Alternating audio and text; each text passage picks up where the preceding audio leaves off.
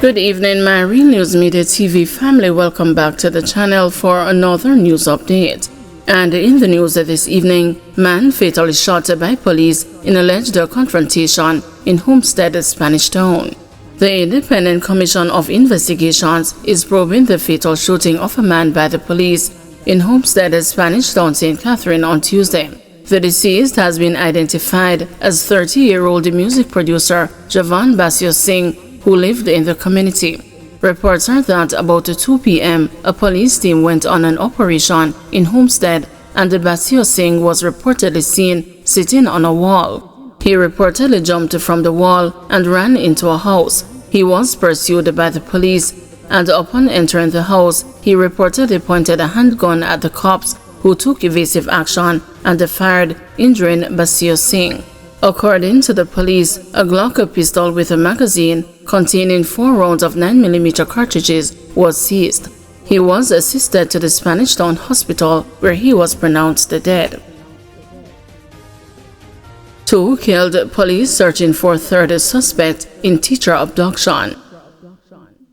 Police are calling for information on an alleged escaped kidnapper following an operation to rescue an abducted teacher that left the 2 other alleged kidnappers dead on Thursday. In a statement on Wednesday, police indicated that the teacher was forcibly removed from her vehicle about 6 a.m. May 8 in Pell River, Hanover, by 3 armed men. The police say acting on intelligence, teams went to a premises in Hanover that same day where the woman was being held and a confrontation allegedly ensued. 2 of the abductors were fatally shot, and the police believed that the third suspect managed to escape. 2 9mm pistols were also reported recovered from the scene. The deceased has been identified as 21-year-old Kevin Gordon, otherwise called Josh, and 27-year-old Christopher Williams, otherwise called Bubba, both of Savannah Lamar, Westmoreland. Gordon was charged for a September 2023 murder and was reporting on condition of bail. Superintendent of Police Andrew Nish, head of the Hanover Division, commended the teams involved in the operation. This swift and decisive action underscores the commitment of the Jamaica Constabulary Force to ensuring the safety of our citizens, said Superintendent Nish. The seamless collaboration between the officers was instrumental in the successful rescue of the teacher and the disruption of this criminal act, he added. Police are continuing their efforts to apprehend any other suspects involved in the incident and are urging anyone with information that could assist in the investigation to contact the National Intelligence Bureau at 811, Crime Stop at 311, or the nearest police station. St. Anne police investigating suspected drowning at Mahogany Beach. The St. Anne police are investigating what is being treated as a suspected drowning incident at Mahogany Beach in Ocho Rios on Tuesday. Reports are that sometime after 4 p.m., an unidentified woman clad in a black floral long-sleeved shirt, black floral swimsuit, leggings and water shoes was seen unresponsive in the water. She was taken to the St. Anne's Bay Hospital by a citizen, where she was pronounced dead. It was Maitland who urged me to report Donnelly missing, mother testifies.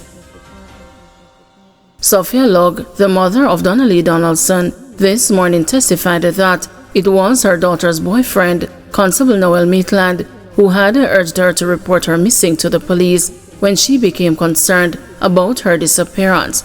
"Mom, you need to go to the police station because this is unlike Donna," Logg recalled Maitland, saying as she resumed her testimony in the Home Circuit Court, where Maitland is on trial. Donaldson, 24, a popular influencer, swimwear entrepreneur, and a customer service representative, was reported missing on July 13. She was last seen at Maitland's apartment 2 days earlier. Logg earlier testified that Maitland had picked up Donnelly from home on July 11 and that she last spoke to her daughter on the following morning but could not reach her after. Maitland is being tried on charges of murder and preventing the lawful burial of a corpse in connection with the woman's murder.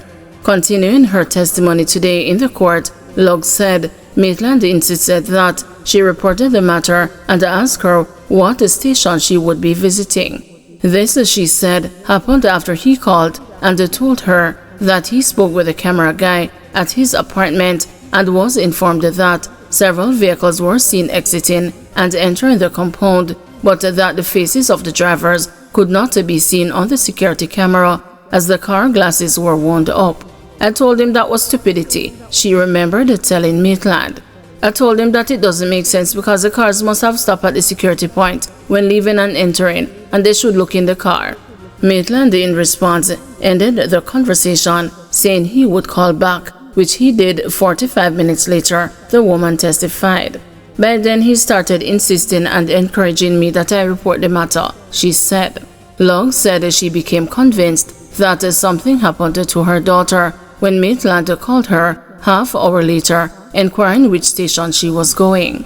The witness said she went to the Halfway Tree police station in St. Andrew with her son, and that while there, Maitland called asking her which station she decided on, and she told him where she was. Lugg said within 5 minutes, Maitland and a policewoman, Kathy Ann Smith, showed up at the station, and that while she waited, Maitland was observed speaking with her son for a short while. However, she said while she was giving a statement, Maitland came into the room and said he had to leave as something came up, but she said he gave the officer his number to contact him for a statement. Lugg also testified that while she was at the station waiting to give the statement, Maitland told a female inspector that he did not know who Donaldson had left with when she left his home, and that the officer told him, "Come better than that, you know better than that." Maria Deane case adjourned due to juror being ill. The trial of the 3 cops charged in the incident in which construction worker Maria Deane was fatally beaten while in police custody in 2014 has been delayed due to one of the 7-member jury being ill. The defense team was expected to start its summation of the case to the jury in the Westmoreland Circuit Court on Wednesday. However, after waiting almost 2 hours for the start of court, at approximately 10:55 a.m., Supreme Court Judge Justice Courtney Day arrived from his chamber and delivered the news. Justice Day told the court that the juror had a medical emergency and would not be available before Monday, May 19. On Tuesday, the Crown rested for 2 days of summation to the jury. Following the defense presentation next week, Justice Day is expected to make his summation before the jury is allowed to deliberate in deciding on the case. The 3 accused are Corporal Elaine Stewart and the District Constables Marlon Grant and Juliana Cleavon, all of whom are charged with manslaughter and misconduct in a public office. The allegations in the case are that Deane was arrested for possession of a ganja spliff and placed in custody, where he was brutally beaten on August 3, 2014. He sustained severe injuries to his brain, which left him in a coma. He died 3 days later at Cornwall Regional Hospital in St. James. It is alleged that the 3 cops were on duty at the police station when Deane was beaten.